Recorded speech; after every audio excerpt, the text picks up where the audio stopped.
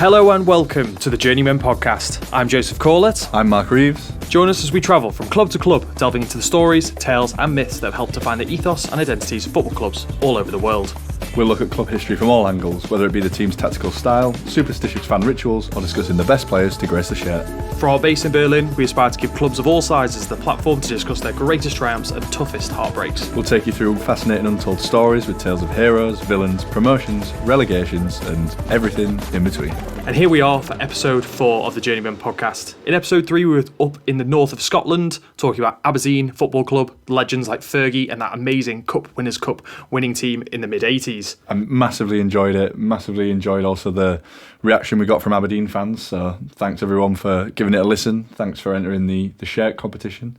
And make sure you're following us for more giveaways like that. And to link us into our brand new team, we'll be talking about Aberdeen, but in a different Winners' Cup campaign. This one, they lost in the semi-finals to the team we'll be covering in the 1983-84 season.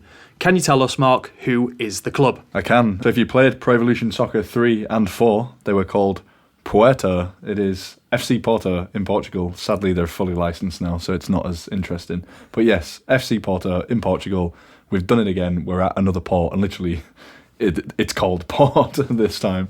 We're linking into this team because Aberdeen had won the Winners' Cup the year prior, but then this year they were beaten by Porto over 2 legs from goals with Fernando Gomez in the first leg and Vermelhinho in the second leg with a convincing 2-0 win. Fernando Gomez, that's a name to remember for later on. He pops up quite a lot. But yeah, let's get into it. So what's your sort of previous, we always sort of do this thing, previous knowledge of FC Porto? For me, I can't say I knew loads about the club prior to simply their Champions League glory in the noughties and, well, the legend that is Jose Mourinho. But I'm sure you have much more to say about him, obviously being a Chelsea fan yourself. Definitely so. And a lot of player links as well to Porto. Obviously, Mourinho's European glory that sort of springboarded him to fame and his job in the Premier League with Chelsea and all the players he brought with him. And also just their incredible ability to just constantly keep finding South American talent, nurturing it and then selling them for huge amounts of money, usually to Chelsea or Man City or another Premier League team. But yeah. This is one of the misconceptions that I originally had, is that I thought it was just this brilliant youth academy system, but it's a little bit different, and we'll be touching on it in part 2 most likely, about just how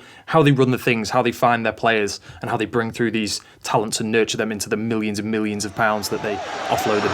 Here we go. This is what it's all about. Porto. Pick of Europe again as winners of the UEFA Champions League. Before into the club itself, let's set the scene. We'll have some location geography as well as the football geography. So location-wise, the club is based in the city of Porto, obviously, in the northeast of Portugal, and it's the second largest city in Portugal, the metropolitan area of around 1.7 million people. After recording and doing an episode about the Scottish team, Aberdeen, and now we're in the middle of a German winter, very cold, we thought we'd treat ourselves with a nice bit of sunshine in northeast Portugal. Get a bit of Portuguese sun. And I love the fact this is our 4th episode, and it wasn't remotely intentional, but it's the 4th team that's on a port. Like, literally, the name is Port. Maybe one day we'll cover a club that's not near water, maybe. We'll see. We can't promise anything here at the Journeyman podcast, but we'll see. Maybe to make up for it, we need to do, like, Nottingham, Derby, Leicester next. Or maybe, like, a team based in, like, Liechtenstein, because that's, like, one of the most landlocked countries in the world. Yeah. So with a port, naturally, you've got industry, and Porto is no different. An old Portuguese saying goes that Braga pays, Cumbria studies, Lisbon entertains, but Porto works. And it's one of the oldest European centres. It's the core of the city was proclaimed a World Heritage Site by UNESCO in 1996. And it's a settlement that dates back many centuries, when it was an outpost of the Roman Empire, where its combined Celtic Latin name, Portus Cale, has been referred to as the origin of the name Portugal. So similar to the name Porto, port wine, or Vinho do Porto, is one of Portugal's most famous exports and is named after the city. Since the metropolitan area, and in particular the cellars of Vila Nova de Gaia, were responsible for the packaging, transport and export of this fortified wine. Very interestingly, the city is most notably twinned with Bristol in the UK, as well as Liège in Belgium and Bordeaux in France, which I wasn't expecting that. I don't know whether there's a a relationship between Bristol City and Porto that we haven't stumbled upon yet, maybe. The nicknames of the city include the Cicada de Invintiga, the unvanquished city in English. It's also known as the City of Bridges, or the Cicada des Pontes, with 6 bridges crossing the Douro, which is where the city is based. Or lastly, and simply, Capital do Norte, the capital of the north. Nice. And I think that brings us nicely to the football geography. So Porto's current home, the Estadio de Dragão, is based in the northeast of the city, but it's still very central. It holds up to 50,000 people and is the 3rd biggest stadium in Portugal. One interesting thing we came across of like sort of understanding how big of a club Porto are is the amount of members, isn't it? From some of the figures that we managed to find, they have over 125,000 members. So comparing this to the Bundesliga figures that we have, another league that's dominated by fan-owned or fan-influenced clubs, that figure would make them the 4th most followed team behind Bayern, Schalke and Dortmund, and just popping in ahead of Köln by about 23,000 into that 4th place spot. And the stadium itself is a UEFA Category 4 stadium, which is the highest grade that can be achieved. It's held several big international club games, national team competition matches, including the 2019 Nations League final and the 2021 Champions League final. Which your team, Mark, beat Manchester City 1-0 last year in a battle of the state backing versus oligarch backing in the biggest European game. Bring it on, King Kai. It was great. The construction of the stadium finished in 2003, and the stadium was inaugurated with a match against Barcelona, which featured the debut of a little-known 16-year-old youngster who goes by the name of Lionel Messi. You might have heard of him, but regardless of this big debutant star making his first game, Porto managed to win 2-0. I'm sure that keeps Messi awake every single night. No amount of Ballon d'Ors is going to, make up for losing as a 16-year-old in Porto's first ever game at the stadium. Yeah. Although that's their current home, they've actually had 3 other venues which they've called home. So as we go through the club, we'll touch on those places. But yeah, I found that quite interesting. They've had 4 stadiums. Obviously, like in England, we're used to most clubs are probably only just getting their second stadium. Most are still in the original site. Or if they're just trying to revamp their old stadiums from the 50s, from the 60s, from even the 20s and 30s, some stadiums, depending on where they are in the UK. Exactly. So from the city and stadium that they call home, we'll move towards the clubs that they call enemies. In Porto, there's the local rivalry with city rivals Boa Vista, called the O Derby da Vitica, referencing the nickname of the city, as we mentioned before. Yeah, and also there's the Porto and Lisbon city rivalry, which stems from historical, political, economical and cultural clashes between the cities of Porto and Lisbon. So 2 big cities that are not fans of each other. This rivalry is born outside of football. It transcends football. It's similar to things maybe you could say in the UK, where it's like Manchester and Liverpool. Yeah, and that brings us to the so-called Big Three in Portugal. So obviously, we've got Porto, Sporting, and then Benfica. And so since the league was actually formed in 1934, clubs outside the Big Three have won the title just twice. Very domineering, almost as dominant as Celtic and Rangers, as we touched on last episode. Only 9 players have played for all 3 sides, crossing this tri-divide, Maniche being the most notable player, and only 4 managers have also managed to do this 3-club rivalry, manage them all, with Fernando Santo, who's currently the national team coach, being the most notable manager to do so. So the game with Benfica, this tie is actually known as the O Clásico, or the Classic. Porto are the second most decorated team in Portugal with 79 trophies behind Benfica, who are on 83. However, Porto fans do have the trump card that they can play, that they've dominated Portugal in terms of European trophies with 5 compared to Benfica's 2. And then the other side of this 3-way fight is Sporting CP.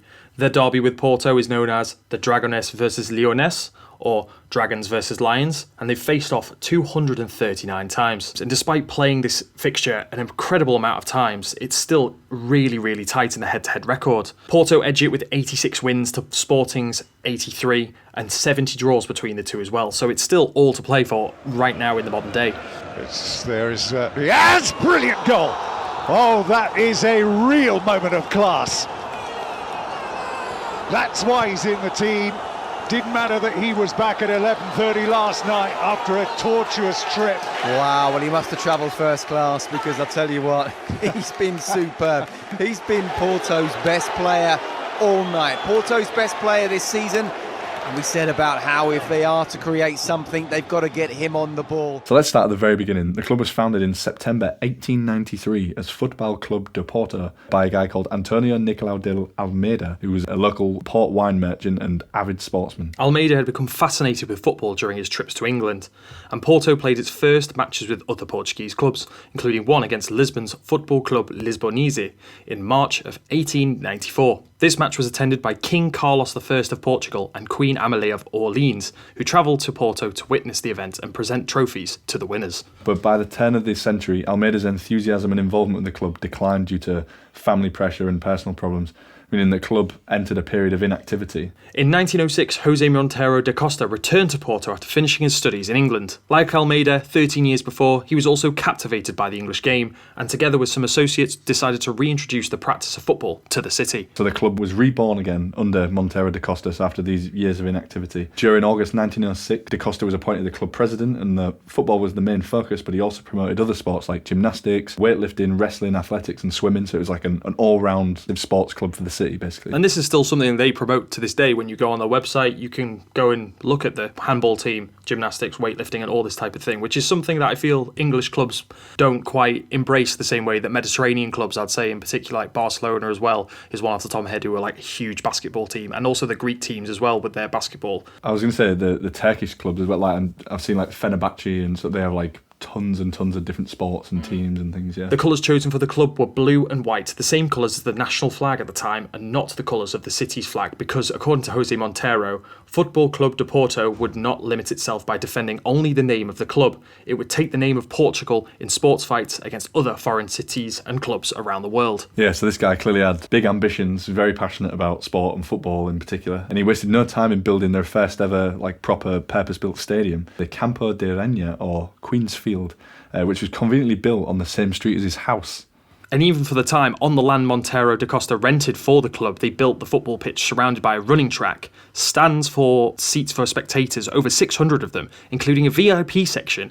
It even had changing rooms which were equipped with showers, sinks, a bar, and even a gym. So for the early 1900s, this is incredibly forward thinking. Yeah, and it was also actually the first turf field in the country as well. Another interesting quirk to it. Not quite as good as Aberdeen being the inventors of the dugout. That was a good revelation. But considering that Aberdeen are only just talking about potentially getting a brand new stadium now, with some of these features that Montero da Costa had implemented in Porto nearly 100 years ago, Aberdeen had the dugout, but hey, Montero had a bar and a gym, so hey, who's winning? I don't know. Well, I don't know. I'll let you guys figure that one out. Well, I would pick the bar, but anyway. Porto's most senior player at the time was an Italian defender going by the name of Catulo Gadda. During a business trip to Portugal, Gadda had met Montero da Costa, who then managed to get him to sign for his newly founded club. And having joined the new team, he found himself as one of the most experienced players in the squad and began to take on the task of actually guiding his teammates on the field, and therefore is considered the first coach in the history of the club. Whilst the details of this period are a little bit sketchy, we're guessing that Gadda's player-manager experiment didn't work too well, as Porto then appointed a French coach named Adolphe Cassagna just a year later, who would stay with the club until 1922, over 15 years. During his 15-year reign, Cassagna would lead Porto to 7 regional titles, plus their first ever national title by winning the inaugural Portuguese Cup in 1922. But to come back a little bit, by 1907, Porto had played their first ever match against a foreign team, hosting Spain's Real Fortuna. Real Fortuna would go on to be merged with another club in the local area and would become the modern-day Celta Vigo. In the following month, Porto would then return the visit and played its first match abroad as well. 4 years later, the club won the inaugural staging of the Taca José Montero da Costa Cup.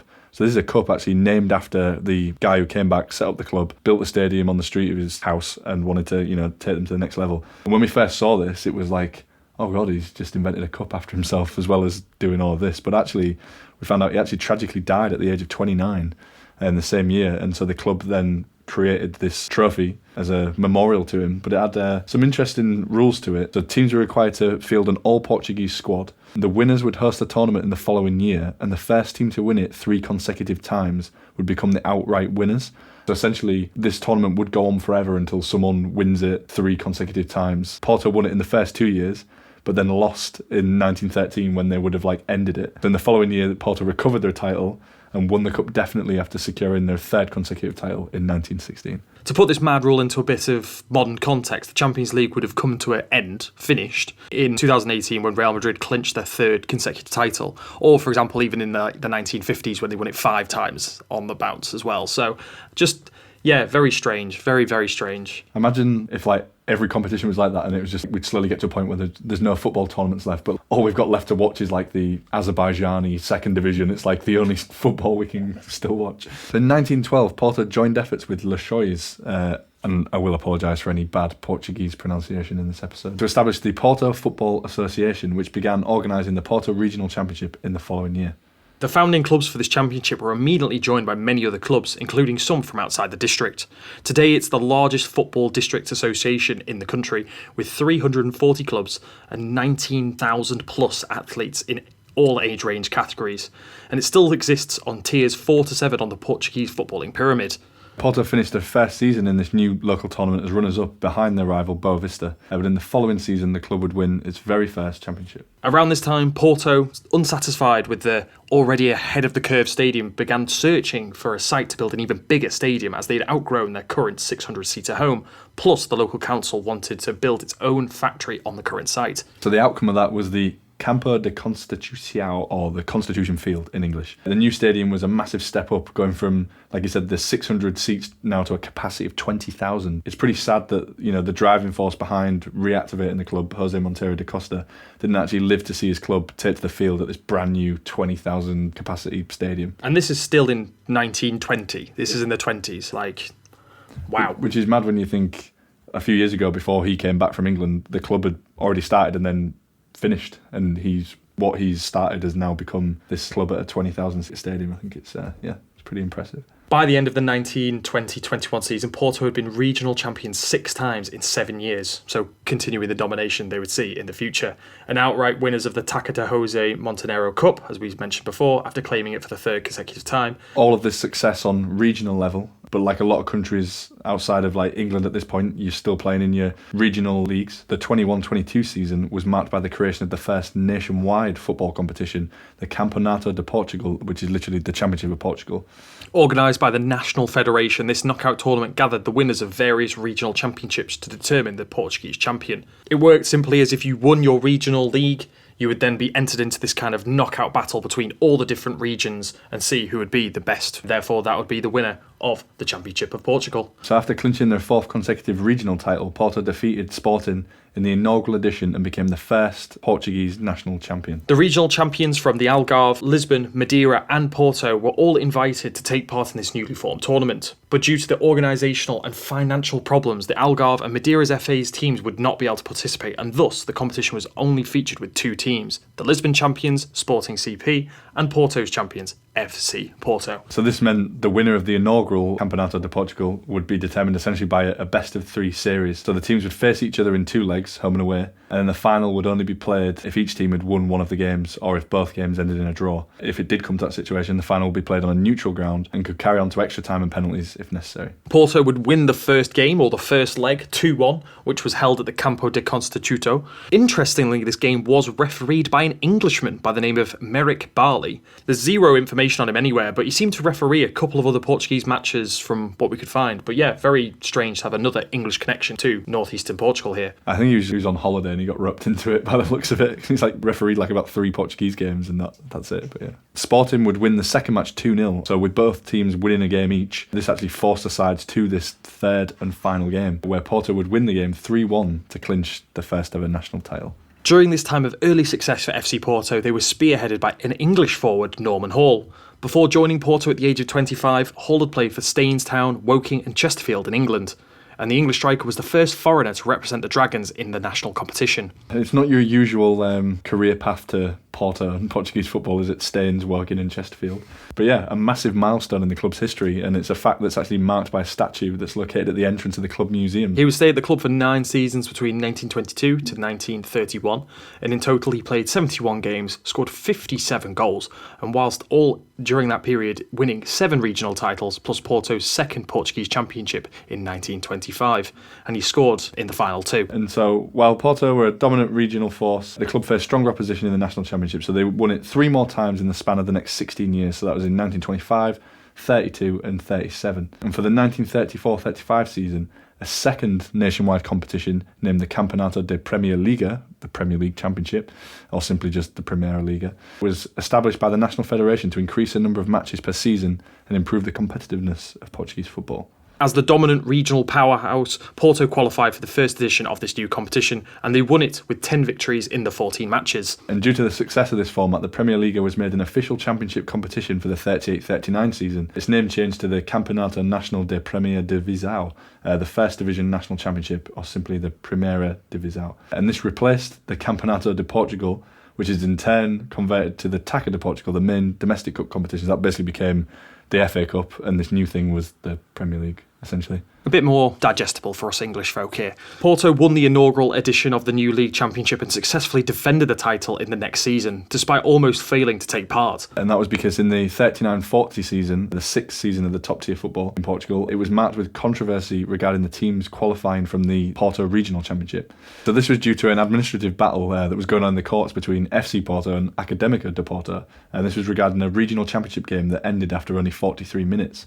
The match was replayed, which Porto won, according to the Porto FA decision.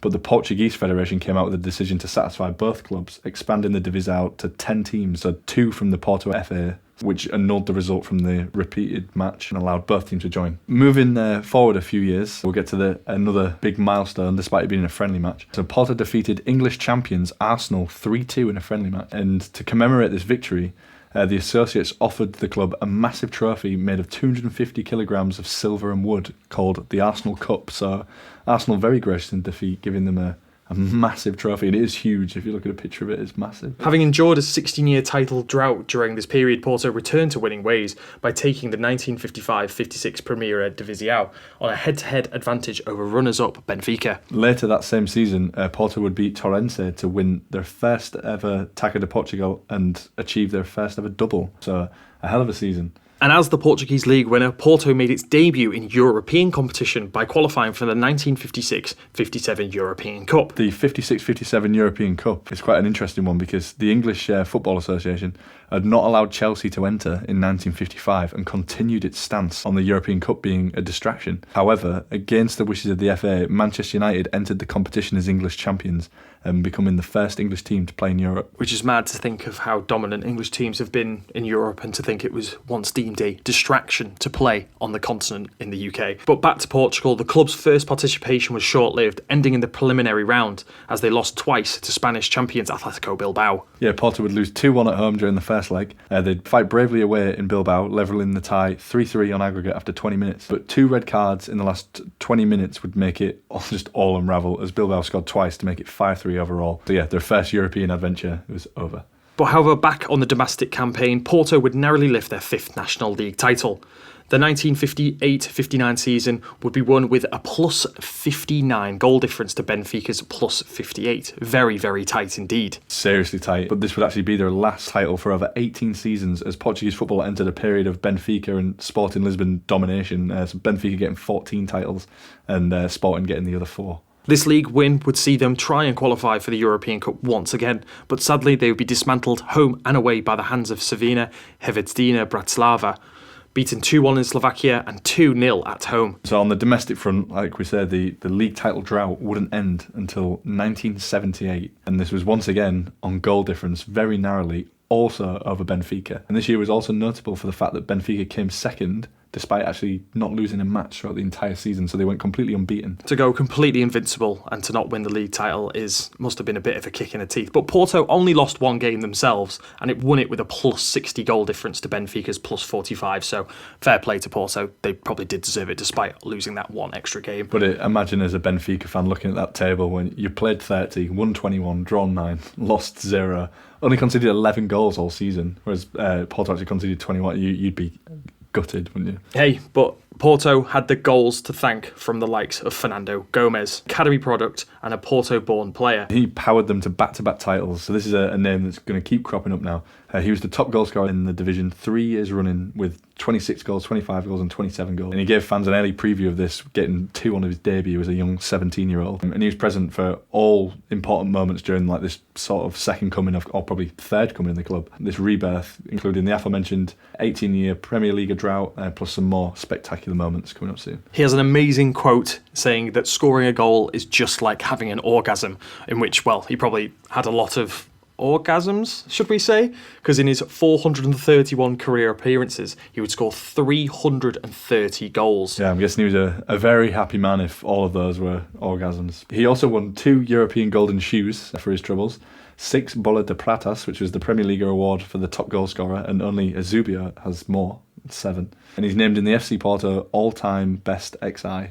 And to top all that off, he's also back at the club, just how we like to see it, a nice return for a hero of the club. And today he's in the scouting and youth department as the director of these departments at FC Porto. Which is very impressive considering we're going to be talking about later on their fantastic scouting and youth development. So Fernando Gomez, not only was he banging him in at this point, he's also now signing up the next generations. I wonder if his little quote about orgasms is how he's finding these players. Like, he's spotted this young Colombian talent, and he goes up to him and asks him in Portuguese, like, "So, you've just scored 2 goals, how does that feel?" And the player's like, "Oh, it was good. No, not signing him." It was alright, and you're not coming. Interestingly, something I found out which I didn't know. So, ex-Benfica and of course Blackburn striker Nuno Gomez actually chose his nickname, Gomez, in reference to Fernando Gomez. So with the help of Fernando Gomez, Porto would now enter a sustained period of glory through the 1980s, both domestically and in Europe for the first time. This would include winning 11 league titles in the next 15 seasons, which is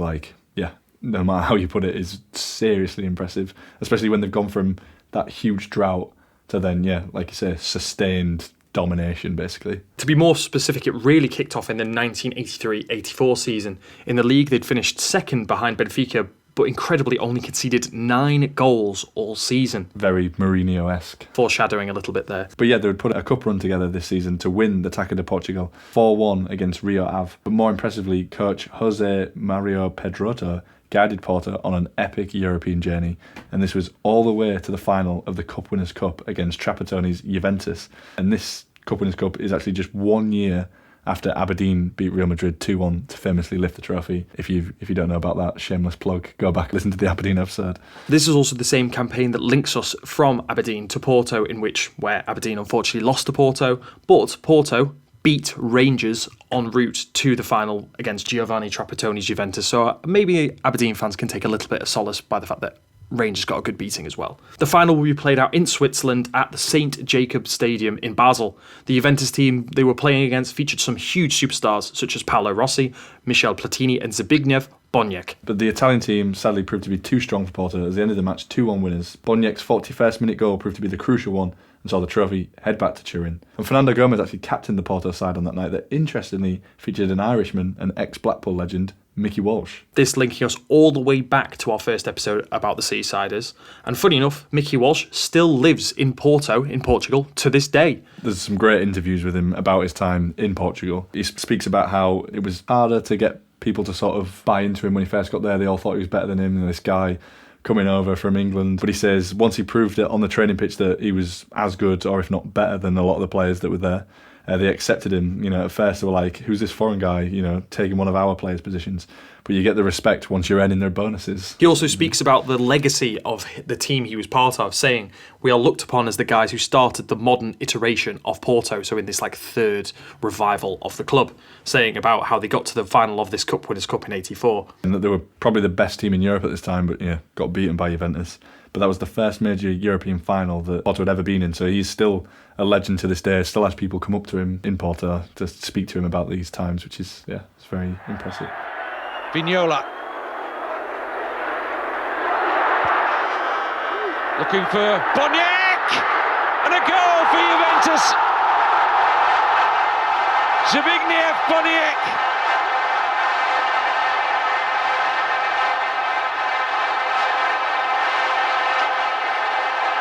The Polish international puts Juventus back in front. Following on from this finale defeat, the following season, a new coach took over the team, and it would be Otto Horge. He'd immediately helped Porto get over this final defeat and rally in the following 84-85 season as they won the top tier of Portugal, 8 points clear of Sporting, scoring 78 goals along the way and only conceding 13. So you're getting the best of both worlds here. You get scoring loads of goals, conceding barely any. And guess who took the Golden Boot that season? Fernando Gomez. Who else? He netted 39 times in a 30-game season. Incredible. The guy is an absolute machine, and he was actually crowned Europe's top goal scorer for the second time this year, after first taking the award in '83.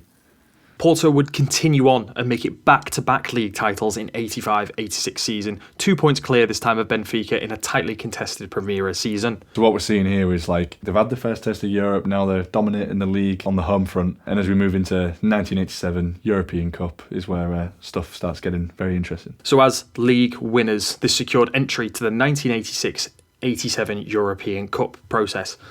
In the first game, the club recorded its biggest win in European competitions, a 9-0 win against Maltese side Rabat Ajax. The 9-0 win at home must have seriously settled the nerves for the away trip to Malta. I'm just loving the idea of Rabat Ajax being like, right, it's only half time, lads. We've got another leg to go. We're still in this. Fernando Gomez, that man again, picked up 4 goals in the first leg alone, but the pick of the bunch was the 4th goal on the night from Algerian striker Radban Majir as he thumped in a marvellous scissor kick. Yeah, and he reached stardom as a Porto player during the 80s and is regarded as the best Algerian footballer of all time. And we'll look at him in some more detail very soon. In the second round, Porto would face Czech side Vitkovic. Porto would actually lose 1-0 in Ostrava, but comfortably turn the tie around back at home with a 3-0 win. It was actually Porto's centre-back Celso who grabbed the second goal with a vicious strike from a free kick nearly 40 yards out from goal. Watching the highlights of this, it was just a classic Brazilian centre-back who can just smash home free kicks. We will mention them many more times in the upcoming rest of the podcast. But yeah, this Celso, he just had an eye with a dead ball. It's giving me strong Alex vibes at Chelsea when he just used to run up and just absolutely smash it, didn't he? So now we're into the quarterfinals and Porto fans have got to be dreaming now just a little bit, haven't they? So the next team they're up against that stand between them and a semi-final spot is Danish team Brøndby. Porto would record a 1-0 win at home in the first leg, and it was Major that got the lone winner in the 71st minute with a tidy near-post finish. Brøndby would respond in the second leg, however, getting themselves level in the tie just 21 minutes into the first half. But with 15 minutes to go, Brazilian striker Drury would get a crucial away goal that settled the tie and booked Porto a slot in the semi-finals. Semi-final time now. So up steps Ukrainian team Dynamo Kiev. At this point, they're part of the USSR, so not Ukrainian. Soviet team Dynamo Kiev. The starting goalkeeper for Porto at the time was Polish goalkeeper Josip Mlynarczyk. He was quoted as saying at the time that the coach had instructed them to go to Dynamo's evening training sessions and watch them before the match. The opponent was dangerous, but we went into the match with full of optimism after, I'm guessing, spying on all their little secrets. Yeah, full-on Bielsa style, isn't it? So the first leg would be played at the Estadio de Santos with Porto needing to lay down a marker early in the tie. But it would be Kiev who made the most impact in the early stages, even having a goal chalked off for being offside as Porto survived an early scare. The breakthrough, however, would come shortly in the second half for Porto. Paolo Futra would receive the ball on the far side of the pitch, just entering the final third as he collects the ball. With the pace he had, he touches the ball past one Kiev player. He cuts inside towards the box as another Kiev player closes him down. He dances away from him as well with great balance just before he's taken down. But just as he managed to loop a shot up and over the goalkeeper and put Porto 1-0 up with this magical individual run. Outstanding solo goal and matched with a brilliant celebration as well as he sprints over to the Porto fans, jumps onto the fence, penning them in, climbs to the top and just extends a single arm over the top and the fans are climbing up to meet him as well. Top celebration for a quality goal. The game all of a sudden came to Porto as Dynamo attacked for the equaliser. They could sit back and counter at speed with the likes of Paolo, as we've just said. This would lead to a red card for Kiev centre-back Bal, as he was the last man and cut down Festas on the counter for what would have been a golden opportunity. So with an extra man, Porto now really did have the advantage, and this was compounded when a Kiev player thought he was playing volleyball. He tried to make a header, only for the ball to come bouncing off his hand for a stonewall penalty. Up steps Andre. He slots it easily to keep his left to double the advantage. Dynamo do get a goal back in the 73rd minute, so setting up the second leg nicely. And we're going to be at the Republican Stadium with a packed-out crowd of 100,000 people. The game would kick off at a wild pace with the ball being pinged around the pitch before a Kiev player is just a second late in the tackle and concedes a foul 30 yards out from goal. Take two, just like in the second round earlier on. Celso, the Brazilian centre-back, stands over the free kick. And while the Dynamo keeper is trying to sort out his wall, Celso spots a cheeky opportunity to take it quickly and smashes it. Before the keeper can set himself, the ball has already nicked off the wall and rolled into his goal. Some brilliant quick thinking from Porto's number 5 to get them off to the perfect start after only 3 minutes on the clock. What a brave move from this Brazilian centre-back. Maybe Trent Alexander-Arnold with his quick corners was actually doing his best Celso impression of Porto. Yeah. Fernando Gomez would put the Porto fans into a dream world, instinctively meeting a ball at the back post to tuck home, making it 2-0 after just 11 minutes, making it 4-1. Yeah, but they don't like to make it easy for themselves. themselves, do they? So just 2 minutes later, the Portuguese defence just allow Mikliachenko to turn and fire home a sweet strike off the post. 4-2 on aggregate now. Just 10 minutes later, they'd have another scare FC Porto as Mikliachenko's overhead kick would rattle the crossbar in fantastic style, but they would scramble it away. So Porto would have to survive this unrelenting pressure from the home team, with just coping on a few breaks on the counter to give them a chance and let the defence have a breather. But for all the team from the Soviet Union tried, they just couldn't breach the defence. So as the final whistle went, Porto confirmed their place in the 86-87 European Cup final. Wow. The Polish goalkeeper Josef once again would state, "Our defence played very well. All the situations created by the Soviet Union team were saved either by me or the defending players. We won the game 2-1, which was a surprise and a disappointment for many Soviet professionals." Be getting a few visits from the KGB after that one, probably.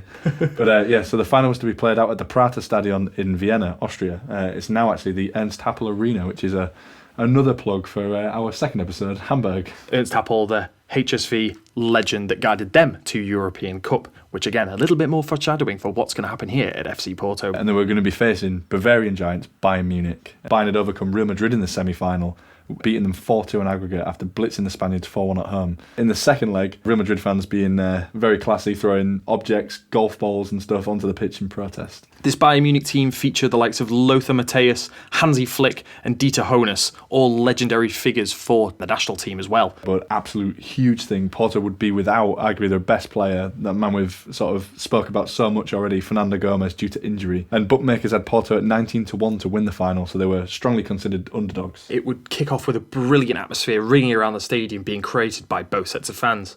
But after a cagey opening 20 minutes, it would be the Bavarians who took the advantage from some slack Porto defending. Just 24 minutes on the clock and Dieter Hoeneß would get a throw-in on the near side for Bayern, deep in Porto territory. His long throw was launched straight into the box and was half-headed clear, but Ludwig Högl reacted quickly to nod the rebounding ball back towards the goal and catch Josef Milnjacic out of position. It's 1-0 to Bayern, and Porto have not even started yet, and they're down. Porto would reply with a decent spell of possession, but the game quickly returned to a fractured 50-50 tie, with little quality in front of either goal. Apart from Celso, of course, unleashing a massive long-range attempt from a free kick just before half-time. There wasn't a great deal of chances. It wasn't a hugely exciting game of football. But plenty of tough tackling, just very, very 80s probably. Yeah.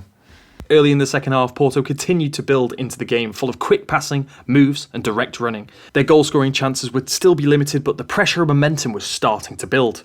Around the 50th minute mark, Magier's volleyed effort becomes the first chance that Porto really have for levelling the game as he volleys agonisingly just over the bar. Talk about pressure being on Magier in this game with Gomez out. They're relying on him to bring the goods. So Bayern, at this point in the game, seem to be offering not a great deal in attack, apart from the odd sort of set piece and counter-attack, until all of a sudden they get a penalty decision waved away almost out of the blue. Ludwig Kohl's dribbling was just a bit too quick for the Porto captain João Pinto, and the striker just gets ahead of the defender before being brought down. On further inspection with a slow-mo replay, it's a stonewall penalty, and Porto are incredibly lucky to only concede a corner. Strangely, apart from Cole, none of the Bayern players really appeal for it, strangely. But yeah, second viewing with the replay, Porto, wow, very lucky to get away with that. So as the game entered the final 20 minutes after that scare, Porto still knocking on the door, still in the game, but some clean, calm defending from Bayern Munich. Doesn't sound like them, does it? Of course. Continued to stifle out Porto's attacks and the potential opportunities for them. And in the 77th minute, Porto set in motion another attack. The long ball is collected by Jauri, who lays it back to Antonio Frasco before making a darting run into the box. Frasco plays a slicing ball back to Jauri as he cuts into the Bayern defence. He takes the ball on the turn and holds off the defender before firing a blocked effort that falls perfectly for Raban Magier in the 6-yard box. And there he is, Magier, the man when they needed him. He's back to goal, he calmly backheels the ball into the goal, cool as you like. He takes one look over his shoulder before checking it's in, and then raises his arm in celebration, falling to his knees as he gets mobbed by his teammates. So now the momentum shifts with Porto, lifted by the goal, and they've found a second wind. It only takes 3 minutes for Porto to find that second goal, and this time it's Magier repaying the favour for Jauri. Magier is sprinting down the near touchline. He takes on Helmut Winkelhofer and leaves him for dead before swinging in a delicious ball towards the back post for an onrushing Jauri to simply tap home.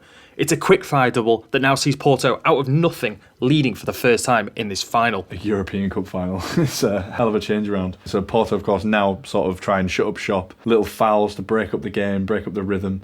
Goalkeeper doing the classic falling to the floor when he collects the ball, kicking the ball away, needing to stretch for cramp. We're getting the full works of shithousery, basically. As a member of the Goalkeepers Union in six-a-side, I fully commend this type of play. This type of, I want to say, spitz housing in the nice, non-expletive way. Yeah, well, when we first saw this goalkeeper, I just thought it was a video of Joey playing. I've seen this many times, yes. Bayern keep hold of the ball, try to build this pressure, but it's Porto. It looks more dangerous for the final 10 minutes with their devastating counter-attacks. However, it's not needed, as with all their game management, which I say with air quotes, the minutes just melt away until the final whistle, which sees FC Porto crowned as the European Cup winners after this fantastic comeback. What an achievement. Absolutely incredible. Joseph Miljacic, the goalkeeper, said the euphoria after winning the cup was just incredible, and when they got back to Porto in the middle of the night, they got to the coach and the fans had already stripped them of all of their clothes and any other mementos they could find.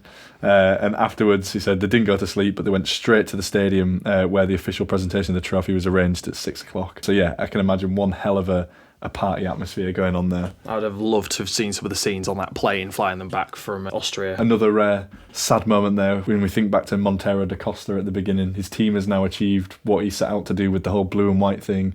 They are the team representing Portugal, European champions. Vai para a área o brasileiro. Frasco para Joari. Madger com espaço, vai marcar. Golo! No Estádio do Prata, era em Viena. Acompanhou o movimento Madger e recebeu o passe de Joari, marcando de calcanhar. So we can't sort of move on from that final until we just have a little bit more detail on Rabah Madjer, who got the all-important equaliser and the assist for the winning goal. Let's just take a little bit more of a look at his career and his career at Porto in particular. He had the nickname Mustafa, and the Algerian-born, due to his successes at FC Porto, as he's mentioned, is widely regarded as one of the best Algerian football players of all time. He's racked up 9 major titles during his 6-year spell at Porto, including the aforementioned 87 European Cup.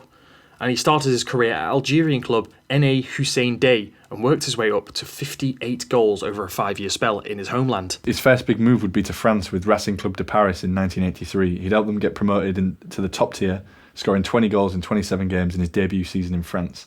But the top tier proved a little bit of a tougher environment, and he only got 3 goals in that following campaign as Racing Club just managed to stay up. But from here, this is where Madjer arrived at FC Porto ahead of the 1985-86 season, and the following campaign he entered the club's history books with the goals and the assist against Bayern Munich. The goal he scored with the back heel, Pele is actually believed to have said of this goal, "It would have been the greatest goal I've ever seen if he had not looked back at it." So if he'd have just walked off and left it, which, fair enough, but come on, Pele, give the guy a break. It would have been ice cold, though, if he had just walked back to the centre circle, not even celebrated. Yeah, I do this all day. What? European Cup final?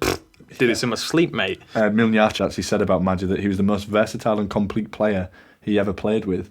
And he said he was a player that had everything: a good left, a good right foot.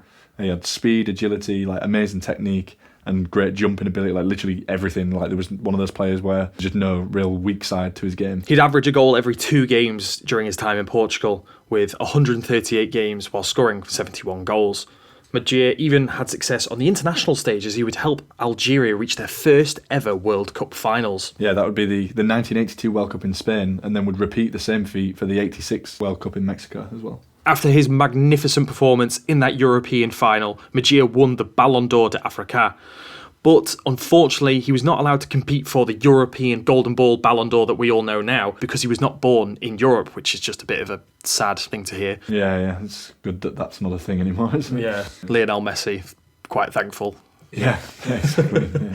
So this earned him a move in 1988 to Inter Milan. Sadly, in his medical, they detected a serious thigh muscle injury that he'd actually had before and not properly recovered from. Therefore, the contract was never officially signed, despite them having an announcement and having pictures taken and everything. So the move would never actually go ahead.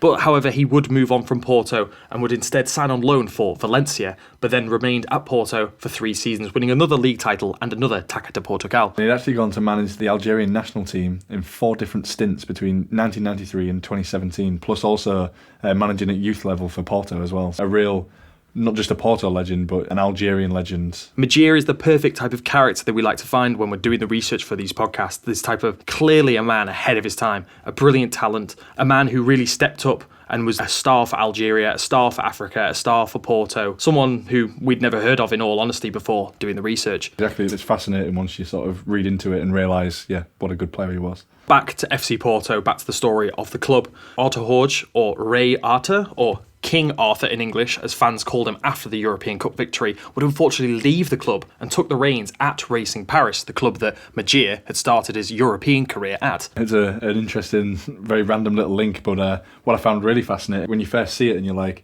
this guy just won the European Cup with Porto, why the hell is he leaving for Racing Paris?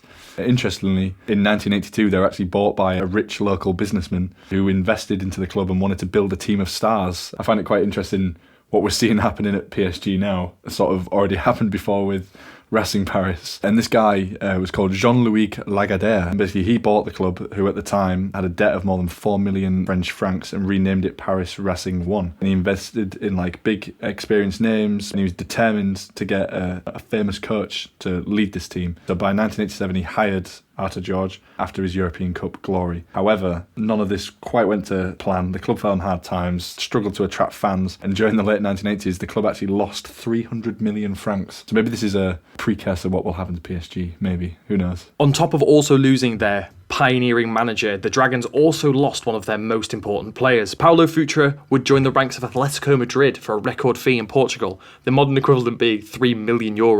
Yeah, and he'd actually earn a salary of over 650,000 while in Madrid as well. So, yeah, some serious money spent on him. But he would later become infamous for a very short spell at West Ham United. Actually only playing 9 games, but people might remember him for his refusal to play for the club until he was given his favoured number 10 shirt. He actually stormed out of what would have been his debut against Arsenal at Highbury after discovering that midfielder John Mancour was wearing his number 10 shirt, which he had sported throughout all of pre-season. There's a great quote from him where he said we'd agreed on a contract clause that said he would play with number 10. Then came our first game at Arsenal. I'd warmed up, had a shower, I was about to get changed when I saw the number 16 jersey waiting for me with my name on. I shouted, no, not fucking 16, number 10. Very angry man. But despite this kind of odd story of his time in England, Paolo Futra was like a star for FC Porto at the time, as he was the man of the match in the final against FC Bayern Munich. On the management front, Otto Horge would be replaced by Tomislav Ivic. Big shoes to fill after winning the European Cup.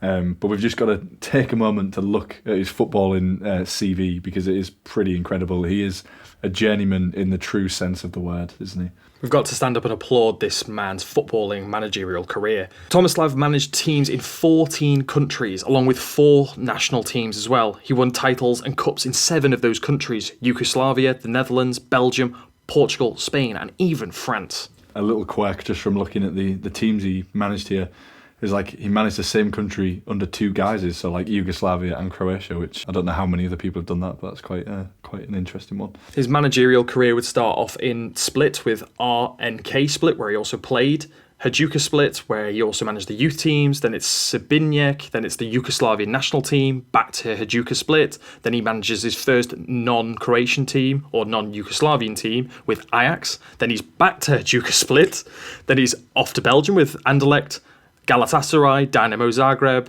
back to Croatia once again, Panathinaikos, Porto is where we come to cross with him now. He also then carries on and goes to PSG, Atletico Madrid, Marseille, Benfica as well, so he also crosses the big 3 divide.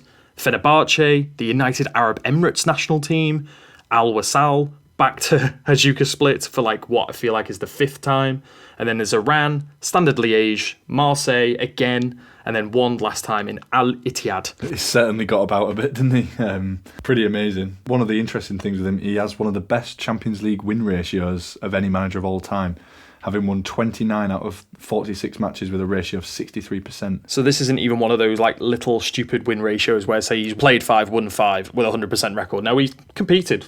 46 games is a healthy amount in the top tier of European football. And getting really deep into the competition as well. He took Hajduk Split to the European Cup quarter-final twice, 75-76 and 79-80, and also did the same with Ajax in 77-78. His biggest achievement in the European Cup was actually reaching the semi-finals during the 81-82 season with Anderlecht. So it's pretty impressive that the clubs he did the best in Europe with, and not necessarily the biggest ones he managed, like PSG, Atletico and things like that. It's very, very impressive. He was often described as a brilliant strategist. Ivic was credited with helping develop the modern style of the game.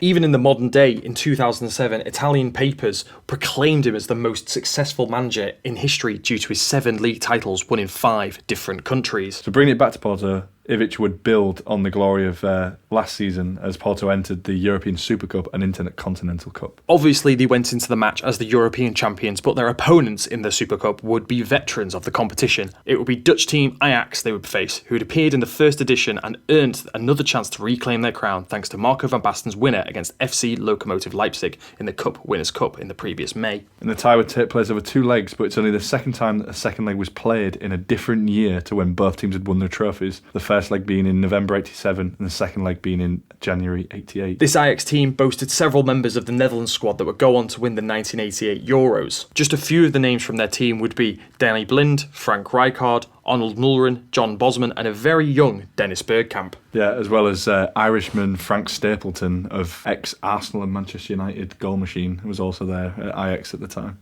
Despite all these storied names, it would be Porto who'd put on a show over the 2 legs. So the first leg in Amsterdam would finish 1-0 to Porto thanks to an early Rui Barras goal within 5 minutes of the kickoff. And this match would actually lead to the sacking of Ajax legend Johan Cruyff.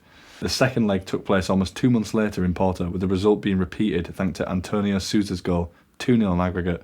Porto are crowned Super Cup winners and get to lift the trophy in front of their home fans, a bit like Aberdeen last time out. Another consequence of winning the European Cup, FC Porto were sent to represent Europe in the Intercontinental Cup, or now what is known as the Club World Cup. The match would be between Porto, as the winners of the European Cup, and Peñarol of Uruguay as the winners of the 1987 Copa Libertadores. The match was played in a neutral venue, which was the National Stadium in Tokyo in front of 45,000 fans.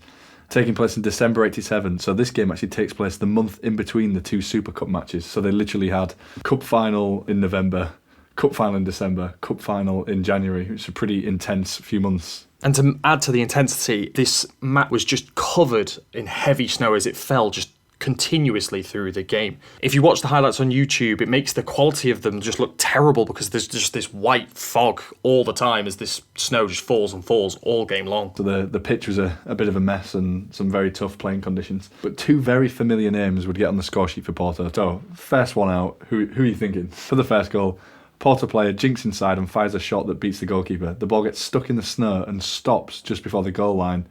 Up steps Fernando Gomez. He's there to scramble the ball in. Probably one of the stranger goals he scored in his career. They all count though, and if it's tapping it in from 2 yards out just like this, or, I don't know, slotting it home. I mean, that was Gary Lineker's whole career, wasn't it? Scoring from 2 yards out. So. Or Dave Nugent in his England 1-cap career. Hey, no one can take that away from Dave Nugent.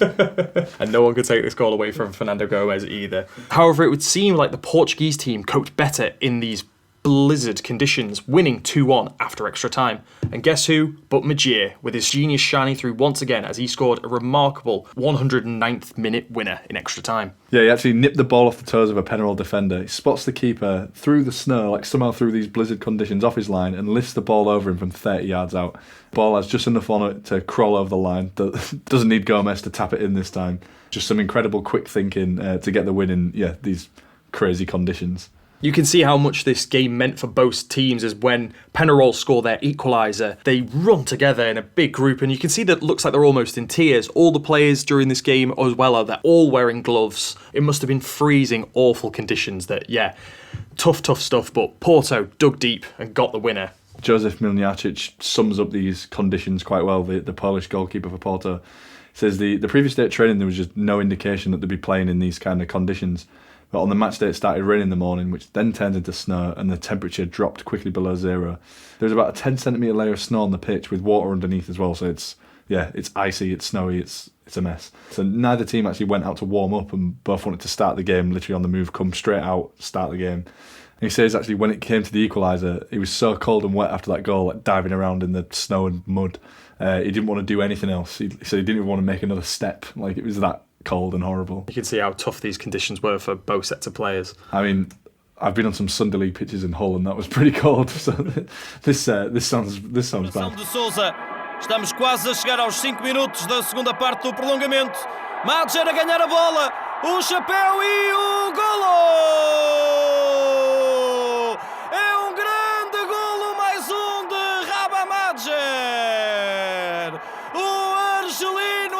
toque perfeito.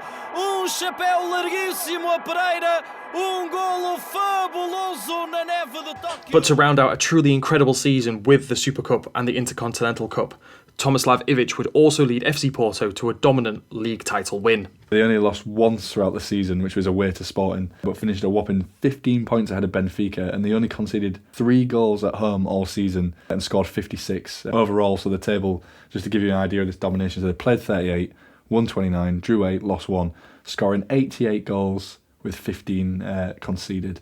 So a hell of a season. You've got more European success, world success, and dominating on a home front as well. And just to top it off, the local lad Fernando Gomez, who we keep going on about, got another 21 goals that season to be Porto's top goal scorer. We also had Rui Barrios getting 12 and Antonio Sousa also getting 12 as well. So yeah, talk about the season ticket holders of FC Porto. That was value for money that season. 3 cups, loads of goals, away days to Japan if you wanted to go. Don't think it would have gone if you knew the snow, but hey. But yeah, wow, what a season after winning the European Cup. Truly incredible, and what a sort of great era and few seasons for the club, like absolutely fantastic. It's always going to be tough to follow up on those kind of highs. And in the following 88-89 season, they'd slump, you can say that, to second place behind Benfica. And this actually opened the door to the return of Otto Horge, the guy who had left to go to the Paris club with the money, who'd won the European Cup. He comes back and leads them to a league title in the 89-90 season. 15 years after his first team debut, the homegrown legend that we've mentioned so many times, Fernando Gomez, played his last season for Porto.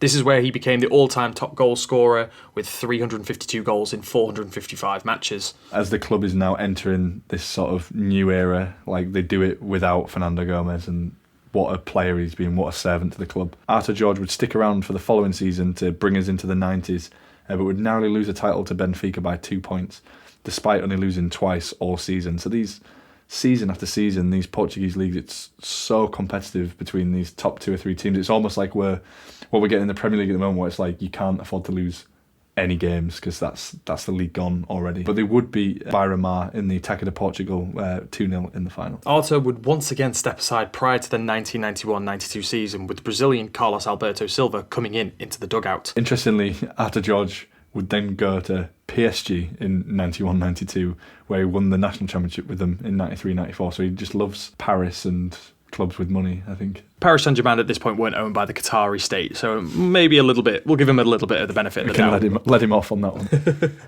But with Carlos Alberto Silva in the dugout, as we've mentioned, he'd win back-to-back league titles in his first 2 seasons and qualified Porto for the first iteration of the UEFA Champions League. Porto entered the Champions League at the first round stage, beating Union Luxembourg over 2 legs, 9 goals to 1. In the second round, they kept scoring the goals, where they played FC Sion of Switzerland, beating them 6-2 on aggregate. Sadly, however, this is where the new iterations of this European tournament came into effect and wouldn't really help Porto, as they sadly wouldn't make it out of the group stage, finishing 3rd behind AC Milan and IFK Gothenburg. AC Milan would make it to the final, where they would lose 1-0 to Marseille. The first ever Champions League final, actually turned out to be the last game of Milan's highly accomplished but injury-prone forward, Marco van Basten. He was only 28 at the time, and he was subbed off in the 86th minute due to fatigue and another ankle injury.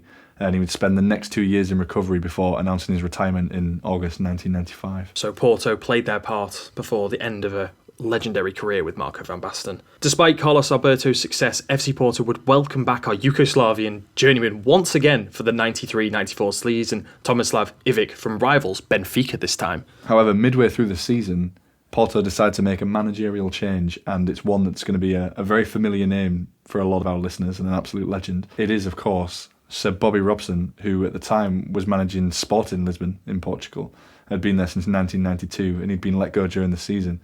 3 months later, Porto mix things up. They move on Tomislav Ivic, and they bring in Sir Bobby Robson. So Robson is now the Porto manager. Just to give a little bit of extra context to why this legendary managerial figure would end up in Portugal. Well, he had been the manager of the English national team for 3 tournaments in which they were all featured heartbreak or disappointment in some form or another. Yeah, of course. The 1986 World Cup, England were eliminated after the literal hands of Maradona. We were eliminated at the hands of Maradona. We don't need to go into detail about that one. And then next up at the 88 Euros, England crashed out of the group stage, collecting 0 points to finish behind the Soviet Union. These are very dark days. The Netherlands and the Republic of Ireland. England could save some face, and the 2 finalists both qualified out of this group. But yeah, Bobby Robson at that point was under severe pressure, but in typical Robson style showed his grit and determination to rebuild. England would then qualify entering the 1990 World Cup in Italy as underdogs, as you can kind of expect from their prior performance in the Euros.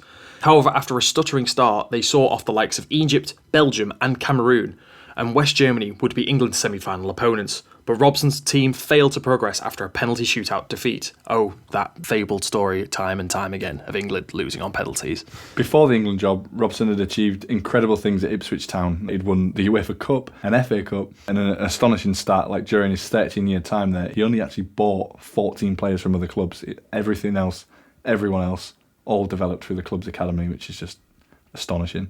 In typical Bobby style, after his departure from the England job, he stated, "Where'd you go after you've left the England job?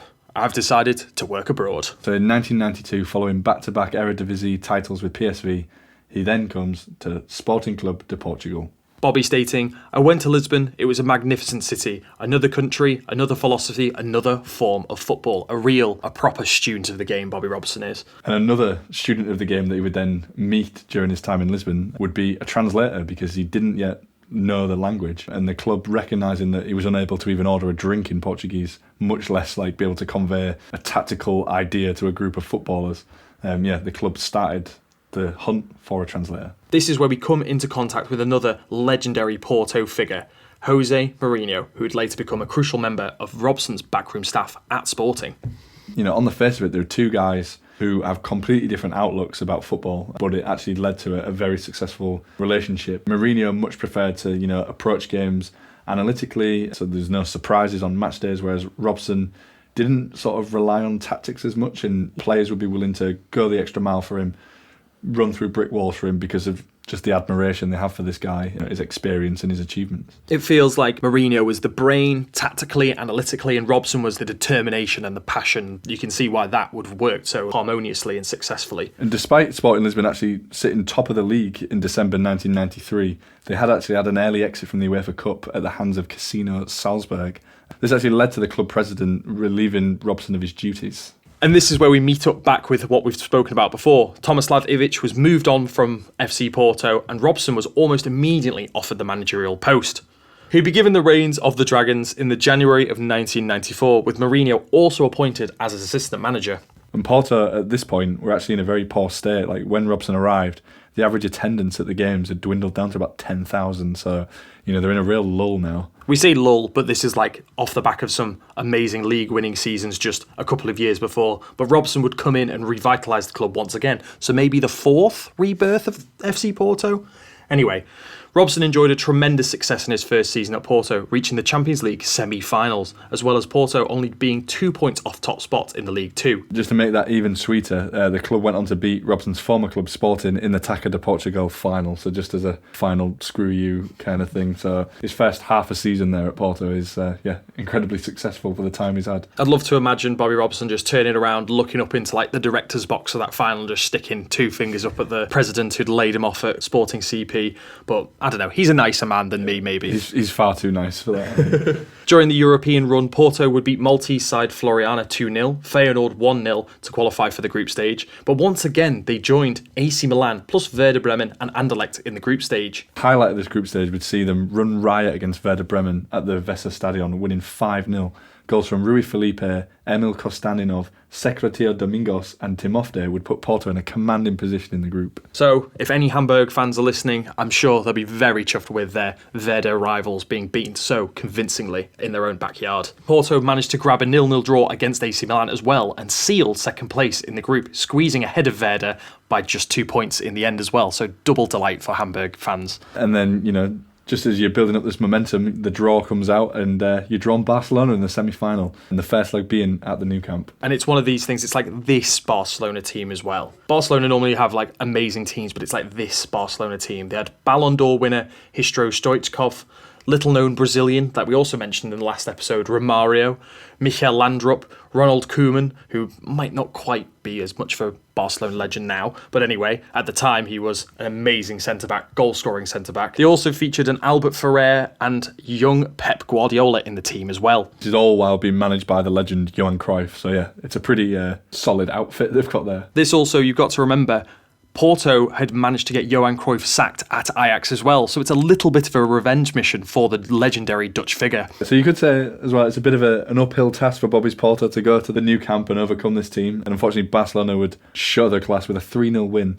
So a brace from Stoichkov set Barcelona on their way within 35 minutes, and Koeman capped it off with another on the 72nd minute. Things would come full circle, however, as Barcelona would be thumped by AC Milan in the final in Athens, as Fabio Capello's AC Milan won their 5th European title. Yes, it's not a bad way to introduce yourself to your new employers, is it really? You know, get into the semi-final of the European Cup, winning Taça de Portugal, all just a few months really, get ready for his first full season, I think. And things would only get better in his full first season, as Porto claimed the title, the 94-95 Primeira Divisão title, with a win at Sporting CP's ground as well.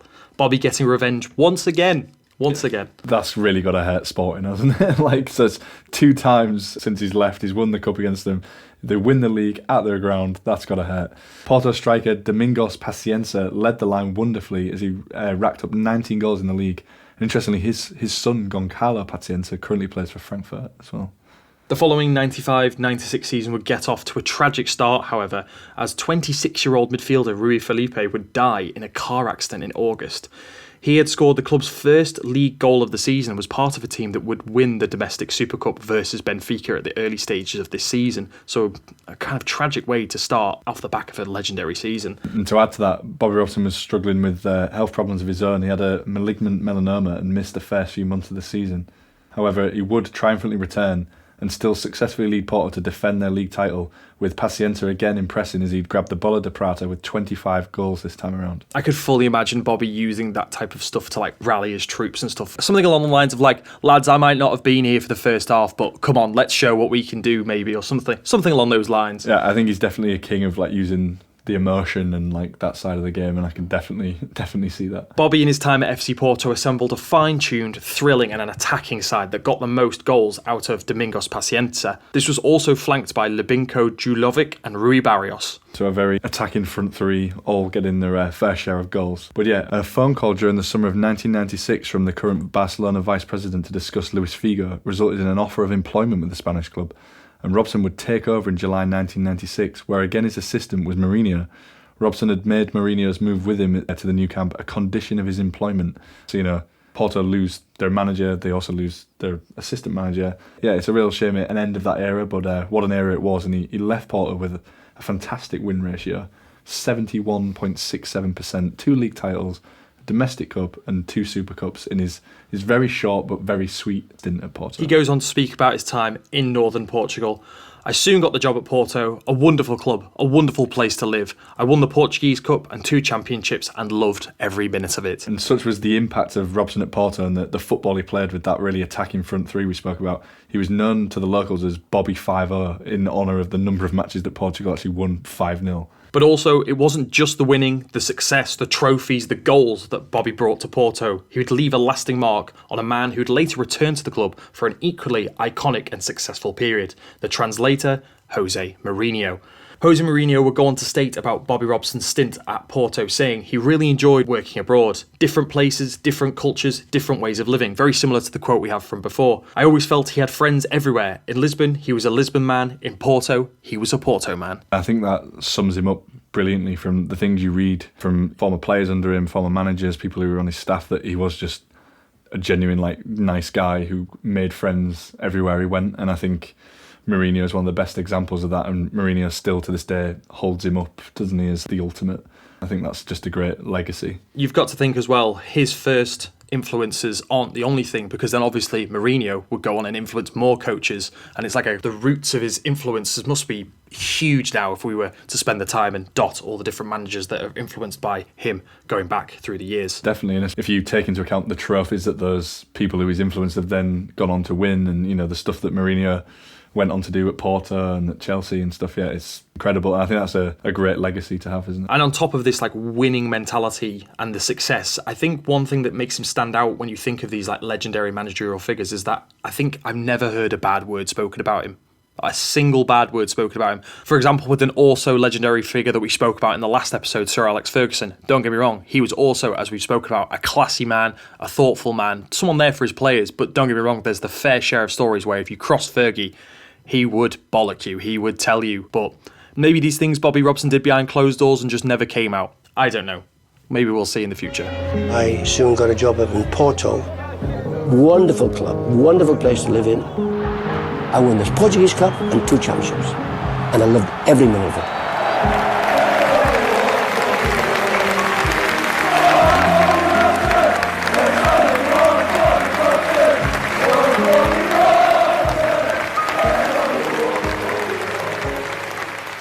And with such a huge legend like Bobby Robson leaving the club, this feels like the perfect time to close our first chapter into our deep dive into Porto. But be sure to join us next time for a promotion for the translator, an unexpected Champions League, Premier League players galore, and more South American wonder kids than Football Manager. So make sure to check us out on social media to keep up to date for when part 2 and many other episodes are coming your way, as well as also just footballing news and footballing tidbits. And keep an eye out as well for our football shirt giveaway, which is now a lovely little tradition we like to do. So that's all here for the Journeymen for part 1 of our jump through FC Porto. There's not much else to say, so we'll see you all guys for part 2. We've been the Journeymen. I'm Joseph Corlett. I'm Matt Reeves. See you guys next time. See you later.